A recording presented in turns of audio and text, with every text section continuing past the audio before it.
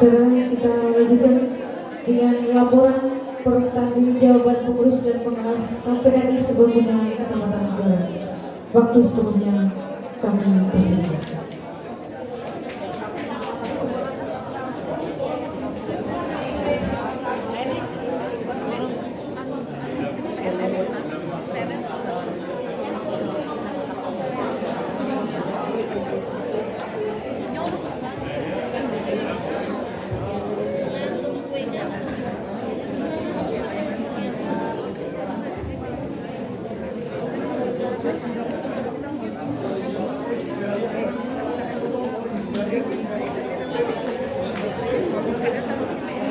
Bismillahirrahmanirrahim.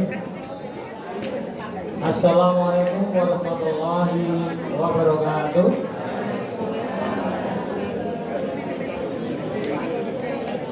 Terima kasih kepada penata acara yang sudah menyerahkan. Untuk rapat kami ambil alih sampai nanti selesai.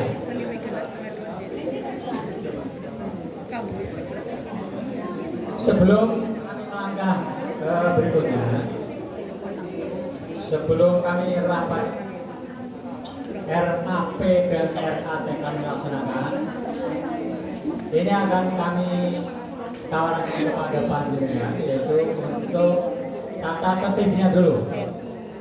Tata tertibnya dulu.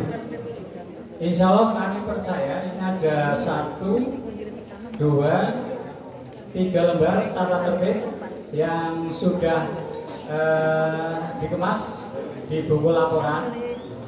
Insya Allah karena ini dibagi sudah lama, Pak Bambang dan Pak Adi. Insya Allah ini semuanya sudah membaca dengan seksama. Insya Allah, ya. Semuanya sudah baca, ya?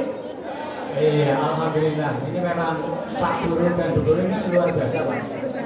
Ya, jangan mau lipat seberapa tamat, ya. Jadi tata tertib yang 3 lembar ini cukup dengan 1-2 menit itu sudah cukup, Pak. Insya Allah. Namun di sini akan ada sedikit yang kami bacakan. Barangkali Bapak Ibu ada yang terselip membacanya, karena bacanya cepat.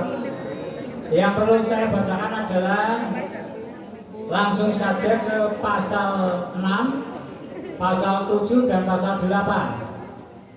Karena ini hari ini adalah nanti akan panjenengan akan memilih kepengurusan baru, yaitu untuk periode tahun 2024 sampai 2026. Sehingga akan kami bacakan di tata tertib. Mungkin panjenengan ada yang sudah baca, mungkin ada yang keselip karena bacanya banter. Ya, Bapak Ibu semuanya, anggota koperasi yang berbahagia, yang akan saya bacakan adalah pasal 6 ayat 1. Tanggapan pandangan umum anggota diadakan paling banyak 2 babak untuk seluruh permasalahan atau seluruh pertanyaan. Yang butir 2, pandangan umum babak pertama adalah tanggapan angket. Tanggapan angket itu panjenengan sudah mengumpulkan hampir 90%, tapi tadi ada yang menyusul di sini sehingga hampir 100%. Insya Allah sudah terkumpul. Dan insya Allah nanti akan ditanggapi satu persatu. Yang ketiga, pandangan umum babak kedua disampaikan secara lisan, dapat dilaksanakan apabila dipandang perlu. Apabila dipandang perlu, panjenengan bisa nanti ada sesi menanyakan itu secara langsung. Kemudian yang butir keempat, keputusan rapat diusahakan diambil secara aklamasi berdasarkan musyawarah untuk mufakat. Jadi yang panjenengan sudah diusulkan tadi, baik lewat angket maupun pandangan umum secara langsung, itu nanti kami memutuskan secara aklamasi atau secara mufakat. Kemudian yang 5, apabila pasal 6 ayat 4 tidak dapat terpenuhi, ayat 4 tadi putusan rapat itu, maka keputusan diambil melalui voting. Maka keputusan diambil melalui voting. Apabila aklamasi atau musyawarah mufakat tidak bisa diambil. Nah, kami nanti akan tawarkan kepengen si mandan alon apa sih mandan cekak. Kemudian pasal 7 ini yang nanti akan dilaksanakan, hak memilih dan dipilih. Hak memilih dan dipilih. Panjenengan kemarin kami sudah mengirimkan angket yang di situ sudah tertera panjenengan untuk memilih calon-calon kandidat. Calon-calon kandidat. Kemarin waktu rapat kepala sekolah dan operator kami sampaikan juga di sana hari Jumat ditunggu. Hari Jumat ditunggu karena mau direkap. Kalau yang mengulang hari Sabtu itu sudah tidak diterima karena sudah direkap. Karena sudah direkap pada hari Jumat. Kemudian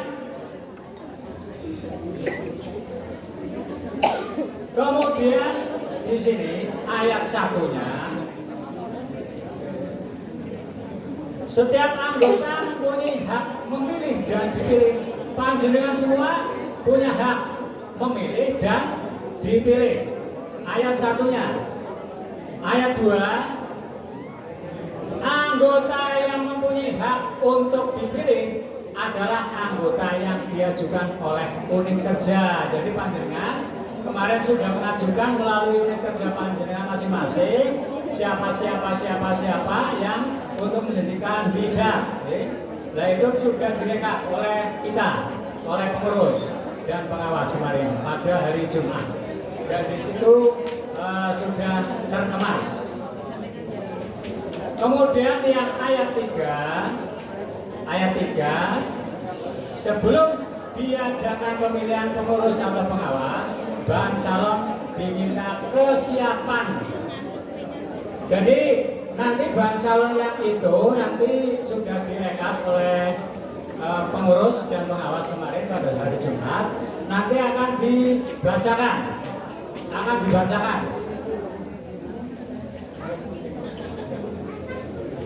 Ya, nanti akan ditayangkan, ya. Insya Allah nanti akan ditayangkan.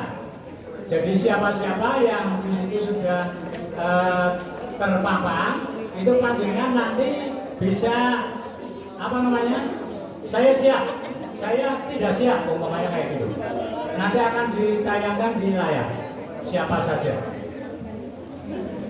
Ya, itu semuanya adalah dasar usulan dari masing-masing unit kerja panjenengan, okay? Tidak nambahi dan tidak mengurangi. Insya Allah pengurus dan pengawas profesional, okay? Bekerja untuk panjenengan semuanya itu profesional. Kemudian yang berikutnya, ini sistem pemilihannya mau seperti apa lah? Di sini pasal 8 ayat 1. Rapat pemilihan pengurus atau pengawas dipilih langsung oleh utusan PKPRI Kabupaten Banjarnegara. Nanti akan dipimpin langsung oleh Bapak Bambang Purnomo, Sarjana Ekonomi dari PKPRI Kabupaten Banjarnegara. Yang kedua, sebelum rapat pemilihan berlangsung, pimpinan rapat wajib mengindahkan pasal 61 ayat 1, 2, dan 3 yang tadi saya bacakan. Kemudian untuk pasal 8 ayat 3 ada dua versi, ada dua opsi. Sistem pemilihan pengurus pengawas harus disepakati dulu oleh peserta rapat. Yang butir 3.1 pemilihan secara langsung atau voting. Setiap anggota mempunyai hak memilih atau hak suara untuk dipilih dan menentukan komposisi kepengurusan dari seluruh pengurus dan seluruh pengawas. Yang posisi opsi 3.2 pemilihan yang dilakukan oleh tim formatur. Yang dimaksud dengan ini, semua anggota memilih secara langsung hanya satu unsur, yaitu seorang ketua KPRI Serbaguna. Jadi nanti panjenengan kalau yang dipilih 3.1 adalah pemilihan yang semi formatur, itu nanti panjenengan sudah disiapkan memilih satu ketua, tapi nanti yang dipilih yang dipasang di situ, yang dipasang di layar, bukan semaunya panjenengan, tapi yang sudah diusulkan oleh masing-masing unit kerja nanti akan dipasang di layar. Siapa itu yang mau dipilih, memilih salah satu untuk menjadi ketua KPRI Serbaguna Kecamatan Pejawaran periode 2024 dan sampai dengan 2026. Selanjutnya, ketua terpilih, ketua yang nanti terpilih itu menjadi bagian tim formatur yang nanti akan dipimpin oleh Pak Bambang, yang terdiri dari unsur pembina, unsur pejabat, seorang pengurus lama yang dilibatkan, yang disebut tim formatur. Jadi sekali lagi, nanti opsi yang 3.1 itu memilih satu pengurus yaitu ketua. Nanti selanjutnya ketua terpilih menjadi bagian tim formatur yang nanti akan diketuai oleh Bapak Bambang dari PKPRI Kabupaten Banjarnegara untuk berlanjutnya pemilihan formatur setelah terpilihnya ketua terpilih. Jadi nanti yang terlibat di situ tadi sudah saya bacakan, yaitu ada pembina koperasi, unsur pejabat, seorang pengurus lama, yang disebut itu adalah tim formatur. Maka kewajiban tim formatur melakukan rapat untuk menentukan dan melengkapi posisi kepengurusan secara lengkap biar tidak ada kekeliruan. Itu. Kemudian yang terakhir adalah penutup. Hal-hal yang belum diatur dalam tata tertib ini dapat diatur lebih lanjut oleh pimpinan rapat dengan persetujuan peserta rapat. Bapak Ibu segenap anggota koperasi Serbaguna Pejawaran yang berbahagia, ini tadi yang kami bacakan tata tertib itu cukup 3 pasal yang terdiri dari 8-12 ayat. Itu untuk ketentuan-ketentuan yang sangat-sangat penting begitu bagi panjenengan selaku anggota koperasi Serbaguna. Untuk itu akan saya tawarkan. Ini tadi yang tata tertib sudah saya bacakan. Itu bisa disahkan apa belum? Bisa. Terima kasih. Tepuk tangan untuk kita semuanya. Ya. Itu adalah tata tertib sudah disahkan. Ya, saya ulangi untuk menurut jadi orang amal. Terima kasih Pak pengawas. Ya, akan saya tanda tangan. Karena kemarin belum saya tanda tangan karena panjenengan belum mengesahkan. Ini sekarang sudah sah. Untuk tata tertib pada waktu ini akan saya tanda tangan. Tepuk tangan untuk kita semuanya.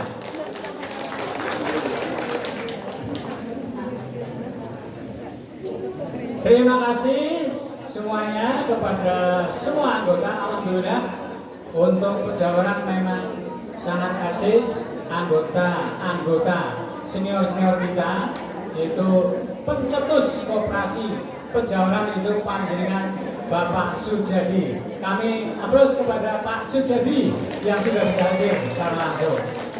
Ini memang pendiri koperasi Pejawaran, sehingga kemarin pada saat pengurus dan pengawas sedang melaksanakan proses untuk rapat, proses untuk keadministrasian, Bapak Sujadi itu selaku penasehat, Karena apa? Yang tahu persis koperasi itu sejak tahun 84 itu berdiri yang kedua sampai sekarang alhamdulillah masih eksis. Amin ya robbal amin. Mudah-mudahan nanti di kepengurusan yang baru nanti untuk periode 2024 sampai 2026 itu nanti akan koperasi Serbaguna Pejawaran akan selalu eksis, selalu maju dan mendapatkan prestasi yang lebih baik lagi dari dinas Perindakop dan dari PKPD yang di atasnya. Tepuk tangan untuk kita semuanya. Untuk itu, karena tata tertib sudah disahkan, maka akan kami lanjutkan rapat anggota perencanaan. Akan saya tawarkan kembali. Ini ada 1, 2, 3, 4, hampir 5 lembar, 6. Ini untuk rapat anggota perencanaan. Saya percaya panjenengan sudah membaca full. Sudah nggih? Sudah baca full. Full daring nggih, full daring. Ya. Untuk rapat anggota perencanaan itu akan saya bacakan poin-poin saja. Untuk landasan sudah jelas, tujuan sudah jelas, rencana kerja sudah jelas, nggih. Ini untuk program kerja prioritas. Di situ panjenengan sudah jelas karena bidang organisasi atau kelembagaan. Di situ ada 12 poin. Kalau saya bacakan nanti kelamaan.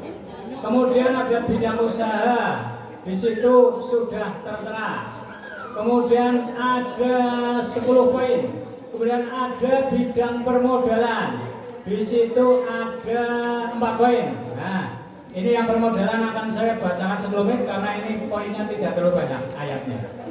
Yang pertama untuk bidang permodalan adalah pengelolaan modal secara efektif. Insya Allah ini para pengurus pengawas ini memposisikan insya Allah profesional.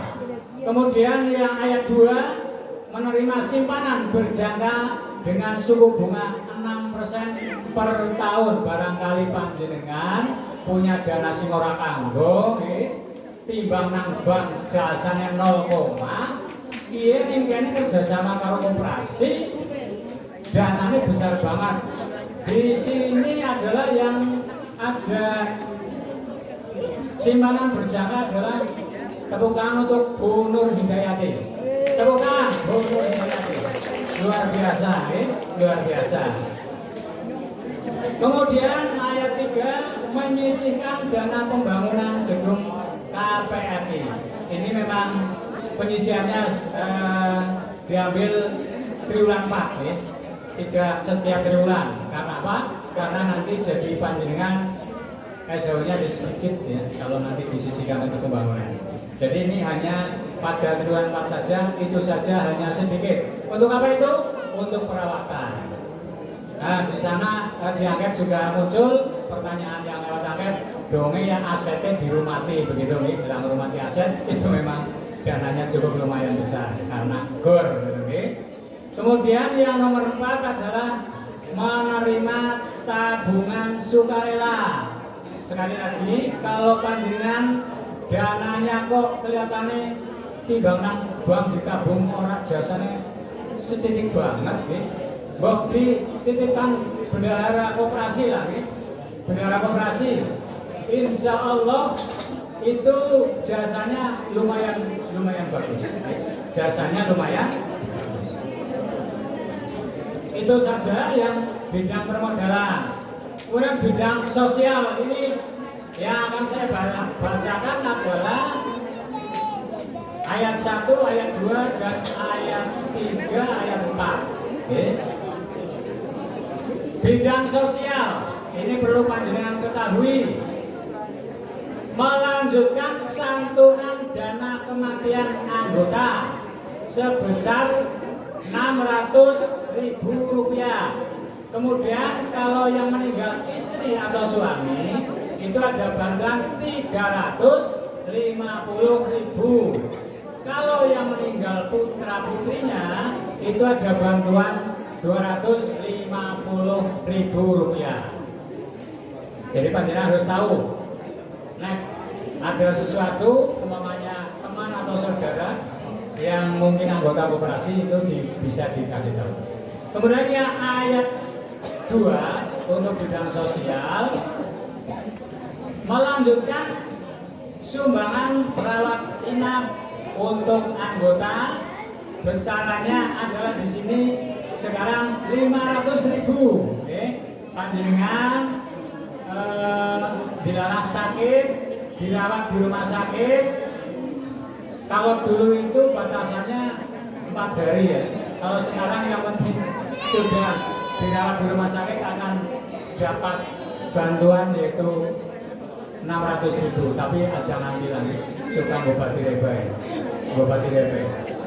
Kemudian kalau istri atau suami itu adalah Rp300.000 dan juga untuk anak Rp300.000. Di situ adalah salah ketik di situ 3 juta. Di situ 3 juta karena namanya kebanyakan satu. Yang benar adalah untuk suami istri 300 dan anak juga 300. Kalau dirawat di rumah sakit.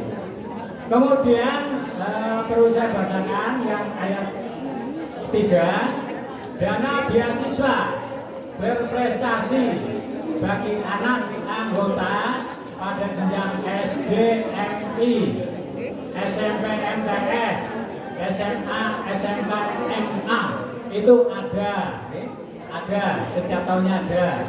Biasanya kalau habis ujian, dulu ada ujian nasional sehingga kita mengajunya dari itu. Kalau sekarang yang pengajunya adalah ijazah. Nanti nilai yang tertinggi yang bisa mengumpulkan itu berarti nanti yang bisa menerima. Diseleksi dulu di koperasi. Kemudian ini perlu juga ayat 4 dari bidang sosial.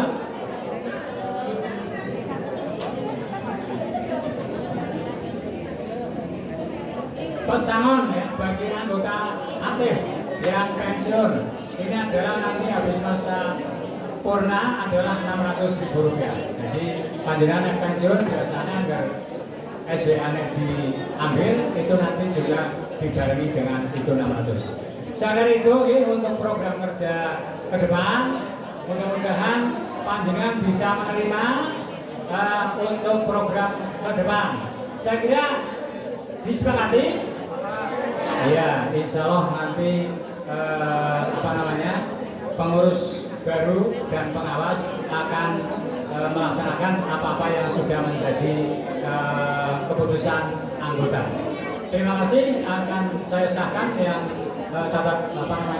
untuk RAP dan RAD-nya. Terima kasih. Untuk selanjutnya kami serahkan kepada bendahara.